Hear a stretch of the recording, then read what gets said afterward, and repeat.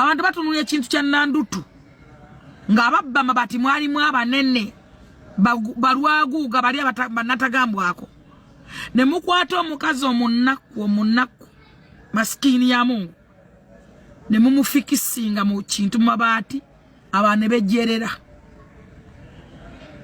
ne mutugamba tebaliko bujulizi naye nga waliwo obujulizi obulaga nga buli public ngoli agamba nze nabadde ndi abo bati negereta simanyi nazukusenga gali awo simanyi gali ku kimba kyange ekyembata simanyi ekyembuzi oba oyagala bujulizi ki ngoli ayogera mukamwa ke nazukusama bati gali awo mu lujja lwange ne mukwata omukazi oyo ne mumufikisinga mu musango ne gumutuulamu n'asalirwa emyaka 4 nga tewali n'agamba nti wo waayi bamusalireko mwandi muweeseza wakiri engasi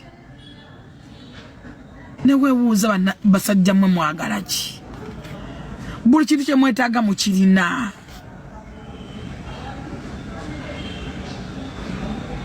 buli kye mwetaaga bannange wano ne wobeera mugaggota teryagula bulamu teryagula biseera ebiseera n'obulamu bya bbeeyi teryali bigula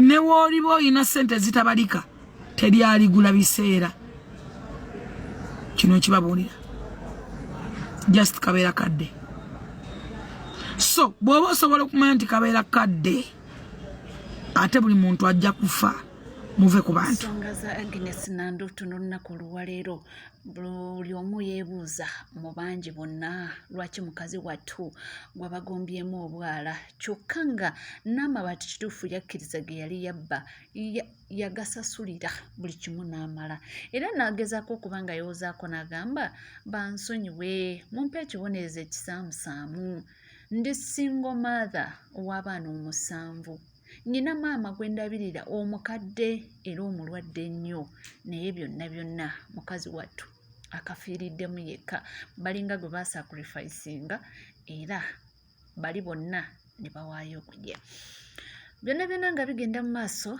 ffe tubaawo kubanga tukutuusaako amawulire ag'enjawulo munnange olunaku olwaleero ebibadde wali gaba community church omukulu Christopher gye yattira abaana ku ssomero wali ku Kindagateni akasajja lwaki sekegaano emisango ne kagamba nti bw'oba bakakasanze mbuyenze baleete obujulizi baleete akatambi akalaga nti yenze nali ntemaatema abaana ng'alina kutuzitwala enzooli yenywera era kino kirese abantu nga balina ebibuuzo bingi nga ansa ntini bulijjo abaagala lulwovulo ndowooza kati mugirozezzaako omutemu aleebyaleebya byeyattira abaana balooya alina bakugu nnyo bakusoya ekibuuzo n'okakasa nti toli mujulizi bintu walaba birabu akutte bwati beyattira abaana ne bababuuza nti kituufu waliwo anti ebintu nange nabisanga ku social media nayitawo buyisi nga kituufu omwana we bamuta omukazi bamubuuziza ebibuuzo n'azirikira mu kooti ng'omutemu ali wali ali ku mineral water kye bayita lulwovulo kooti kazannyo ka bwongo era ffe abaagala ebyamangu emirambo tuba twagisimbako dde eddagala nga gyekolera ku nsonga zaagyo n'otumalira obudde omuntu eyatemula abantu ali awo ne mineral water asazeeko alatta abasawo b'ekinnansi bapasita abafere abantu nti mwogera ne Katonda ono akyakozesa ki omukka gwasse ogwa Katonda nga yatemula abantu ne muŋŋamba nti essaawa eno emmandu aziremye okulinnya akasajja ako nga kali mu kooti kekwatire ku trigger kekuba essasa ola baŋŋamba General Muhoozi pulezidenti wa Uganda addako mulimu ebintu ebitalina na kutwonoonera ssente kubanga ekituufu omuntu asobola okuba nga yatta omuntu naye nga tewali bujulizi na mujulizi wasimba nti yamulaba nga akola ekikolwa bonna be baleese mu balabi we batamwattamu ate nze baŋŋambira ku social media nalaba bamukutte bamubuuza omusajja wamulaba nga atemula omwana nti nedda ekyo kye bayita lulwovulo abagala okugenda si byangu era nga munnange beyongula amaziga naye nga tukyali ewo oba nga tuvuddeko eyo tugendeko ku nsonga endala juzi waneeno baziika mukyala Edith Katende mu Fumbiro nga yali mukyala wa Waiswa mu Fumbiro nagezezaako okubanga atuwa ku story kale obulamu bwo bwasembayo okubanga asisinkana Alex Waiswa Mufumbira na bigambo ki bye yamugamba ng'agenze omukyalirako eruzira era bambi bwe gwali omulundi ogwasembayo teyasobola ate okubanga adda. Edith Katende Mufumbiro yava mu bulamu bw'ensi eno ate nga Waiswa yali ayagala okujjanjaba ku mukyala we kubanga bw'onyumyako ne Waiswa abagenzeeko mu kkomera Waiswa akunyumiza nti Edith yajjanga buli Lwakusatu n'Olwokutaano ng'ajja mu kkomera n'amukyalira naye zimu ku nnaku ezaasembayo Edith Katende ng'agenze okukyalira Alex Waiswa Mufumbiro yalwawo awo ku geeti y'eruzira mu Upper Prison ng'atudde wabweru ng'ali mu bulumi obw'ekitalo ng'ali mu bulumi obutagambika olwamala ne bayita mukwano gwe Alex Waiswa Mufumbiro bwe bayita mukwano gwe Alex Waiswa Mufumbiro Edith Katende n'agenda n'amulaba naye mbu yamugamba ebigambo bino n'amugamba nti Alex mpulira nafuye Alex mpulira nafuye ndabika obulamu bwange bukola ki bugenda Waiswa n'atunulya mukyala we ng'amugamba nti mpulira nafuye ndabika ndi mu budde bwange obusembayo Alex Waiswa teyakimanya nti Edith Katende lwe lwali olunaku lwe olusembayo okumulabako naye nga abamanye eruzira Upper Prison Waiswa ali mu kitimba ekirabirwa mbogerera ku ssimu omulengera feesi naye nga tasobola kuwulira ddoboozi okujjako nga mwogerera ku ssimu Waiswa mukyala we n'amugamba nti mpulira nafuye mukwano gwange era n'okutambula mpulira ndabika obulamu bukola ki bugenda Waiswa yasirika n'atunuulira Edith Waiswa amaziga ne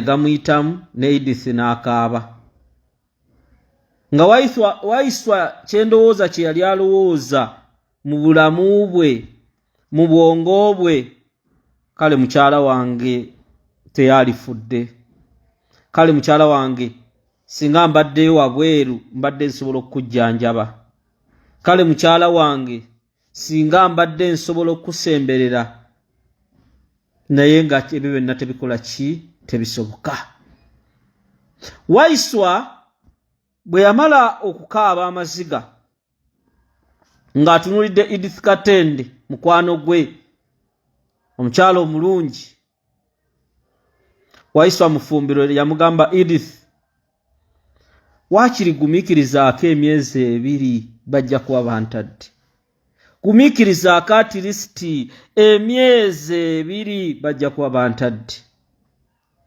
ganange bikwasa ennaku Anzalite Setyabule sinakulaba tonampa ssente za kooti bikwasa ennaku Alex Waiswa abasirikale we bajjira ne bamugamba ssebo obudde buweddeko nyabo obudde nenga omukyala gwe basindika mwakirabye ne mukomera mwakirabye ne mu kooti Edith yali awo mu kooti mukazi wattu nina akatambi akatambula ku social media nga ndaba wa prison amugira ati Edith eruzira agamba Alex Waiswa message yesembayo omusirikale wa prison amugamba genda obudde buweddeko naye nga tamanyi nti lwe lunaku olusembyeyo okutunuulira mukwano gwe bwe bawangadde bwe baagalanye Edith Mufumbiro baganda bange Waiswa Mufumbiro musajja mugumu tulina okuyigira ku Waiswa Mufumbiro kubanze katongole nga mukyala wange ali mu mbeera eyo olumu ne mu kooti n'aliziza empeddemu amaanyi ne Waiswa Mufumbiro mu mbeera eyo tasuddeewo revolution. Waiswa Mufumbiro mu mbeera eyo tasuddeewo kintu kya struggle, teyeegaanyewo ekitiibwa Robert Kyagulanyi Ssentamu president. Edith banyumise emboozi bwe twabadde mu lumbe. Edith yasaba Waiswa n'amugamba Alex, nina kye njagala onkolere. Nti kiki?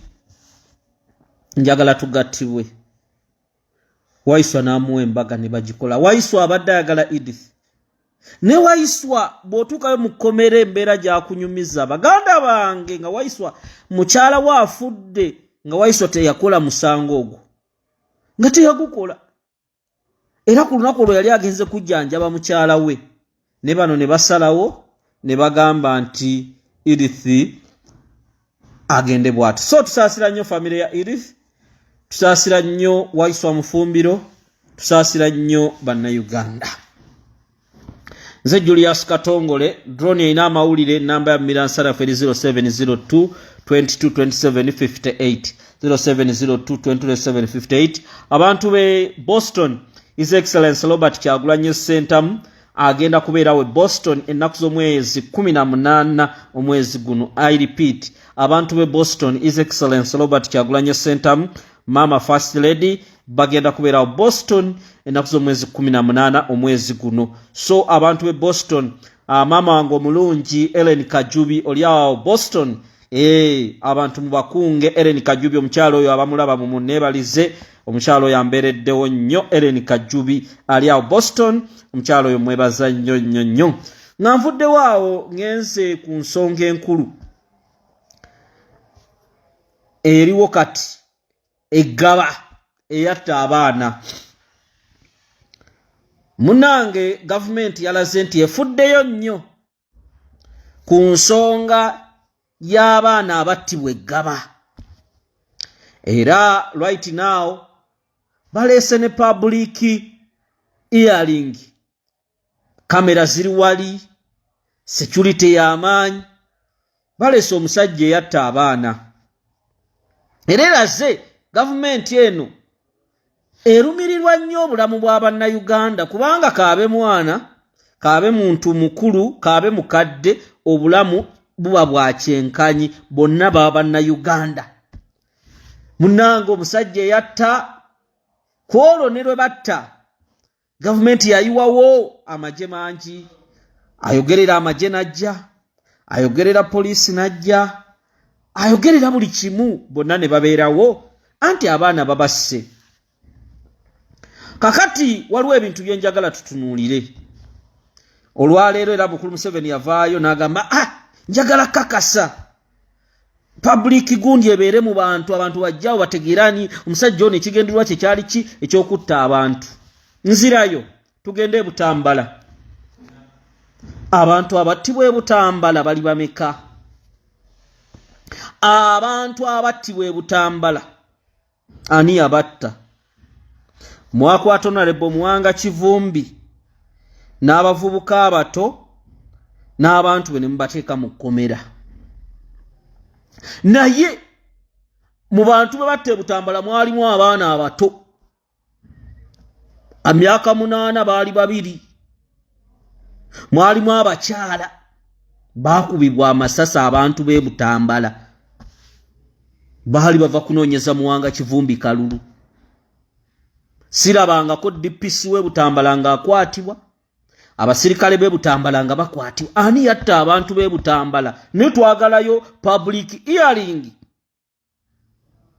Abantu bajje bawa obujulizi nti bannange ekyali wano kyali bwe kiti.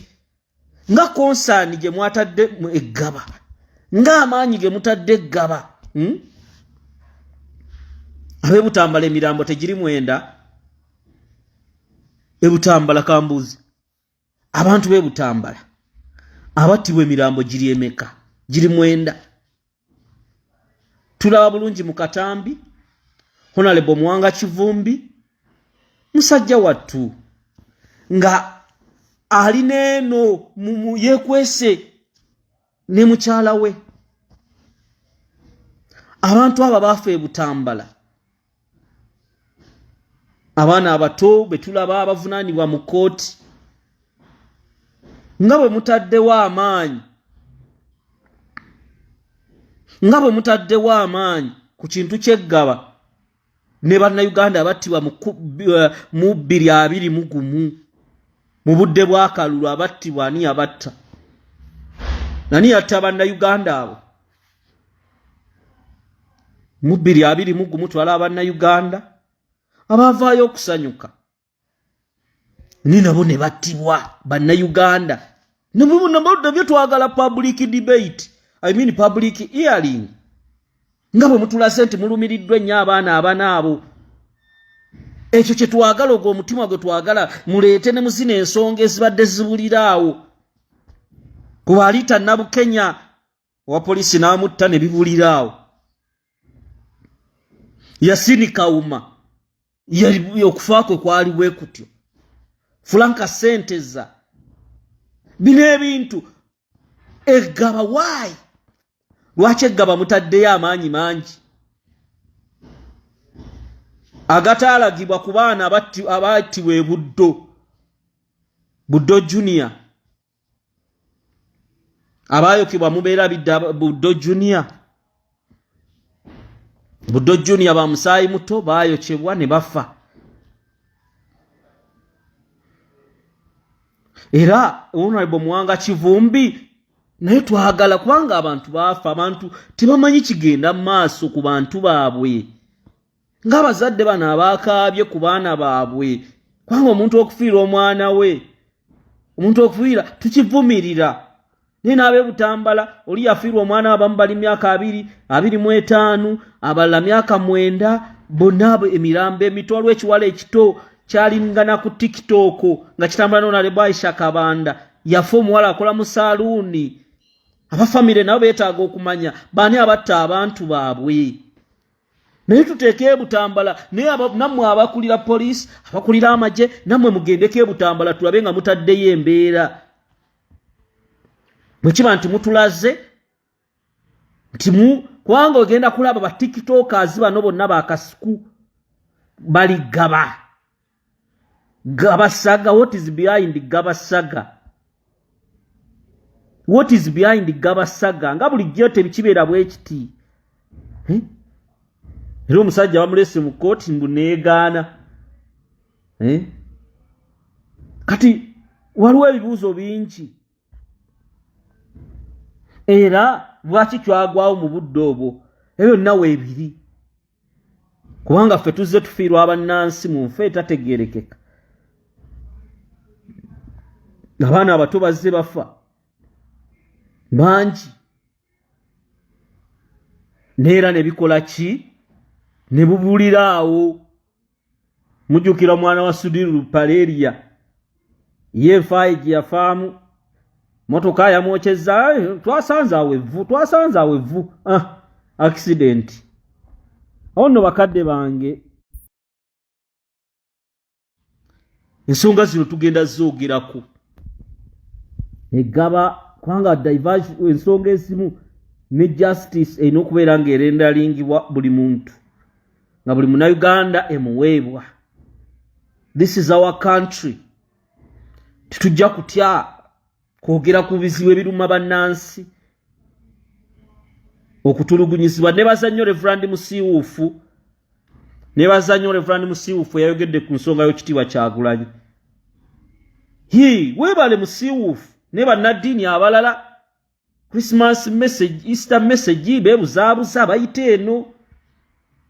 Ebizibu ebiruma bannansi tebasobola byogerako. Bannansi baavu, bannansi bali makomera, bannansi kati waliwo ebiteekateeka ebireetebwa nti munnayuganda tasobola kugula kapoloti buno bupoloti obutini. Bannayuganda mubeera nga mubafudde emmomboze kuba mwabaavuwaza.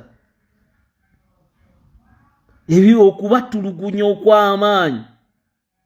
Kyova olaba nkusaba gwe wenna okulaba nti tuyimirira ku nsonga enkulu obutava ku nsonga ezo. Ffenna ze tulina okuyimirirako. Omusajja agambye ayagala akamooli akali mu nju. Munnange keeko sisobola akamooli sobola akamooli kali Omusajja agambye akamooli akali mu nju nkaagala. Omanyi akamooli ako kalungi. By the way, nga togeze mu nkola ya kujerega. Akamooli ako kalaba. Omukka. Abamu mwagala okuteekamu buno bumooli smart addeho design smart. Omukka ogwo mulungi. Omukka oxygen okuyingira obulungi. Kati akamooli kali ssebo. Era nze mbeera strict mu nyumba yonna nenga akamooli kali katya. Tereza akamooli kange. Omukka oxygen. Abamu mulwala ebirwadde lwakubeera nti temussa bulungi.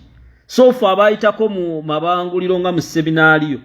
Tumanyi akamooli ako layira mpologoma. So banange bannaffe abali makomera tubongere okubalwanirira ba Eddie Mutwe. Olumanyiraze bamuwambye bulutiki. Tubanje ba Machete. Olivia Lutaya. Atuba kyalire nako. Abali na abakulembeze tulwanira okulaba nga twogera ku basibe baffe tetubeerabira ba Machete ba Bobby Yanga. Tutumanyi lunaku lwe baddamu komera mu kooti. Kooti masho bagiza Bobby Yanga musajja tutamanyi na lunaku lwaddayo. Kati fa abali ku ground omukulembeze yatulekawo okulaba nti tuzaamu abantu amaanyi. Tuzaamu abantu essuubi. Era mbagamba tetugenda kutya, tetugenda kupongoota. Anzalite Ssetyabule soko mpeye emitwalo 10 mwena Angela Luswata sende za kooti. Angela Luswata 702222758. Bagaga banka bampe ku sente wano munnanga. Ate bano Anzalite wadda ettake oluwa. Temumiransanafu. Anzalite Ssetyabule Angela Luswata musawo. Musawo yanchawa. 7022227. Anzalite Ssetyabule mpa ku sente. Mwana yabeeranga ttako oyo Anzalite w'ekibuli. Webale ku sirisa. Tetusirika. Wakati bano bo bali contented bagamba tubamaliriza wano. Wano tukoze bwe tuti. Olaba basirusiru bali ku social media babuzabuze. Anzalite namba hiyo Angela Luswata. Anzalite teka kwao. Atol malansome wano Anzalite Ssetyabule. Nako kuna abagagga bange ba Angela Luswata. Nete tuzikiza bannange. Malabe mera ya waiswa. Mera abaganda ba president wakawe mwabulidde. Nayogera ku Sauda Madada. Nayogera ku abasibe abali makomera. So baka mwabulidde. Ayisobola kuva ku mulamu gw'omuki omukulu. Naye nga abantu be Boston kulembeza agenda kubeerawo ennaku z'omwezi. Boston chapter. Omukulu agenda kubeerawo awo ennaku z'omwezi nga 18 Boston chapter. Mwenna mubeereyo. Boston chapter. Omukulu agenda kubeerayo tubeerenga tumwaniriza ne first lady aba Boston chapter. So ensonga eyo Alex Kasaija Anzalite Ssetyabule ali atya Kerina Williams tumiddeko mwenna banange kamba sibule nanda insha Allah Anzalite webale kubanga wekomidde ku NCK TV ate weerabira kubanga osubscribinga ringinga that notification bell sharinga likinga ebisigadde kyo kubanga tukomona byo tovaawo.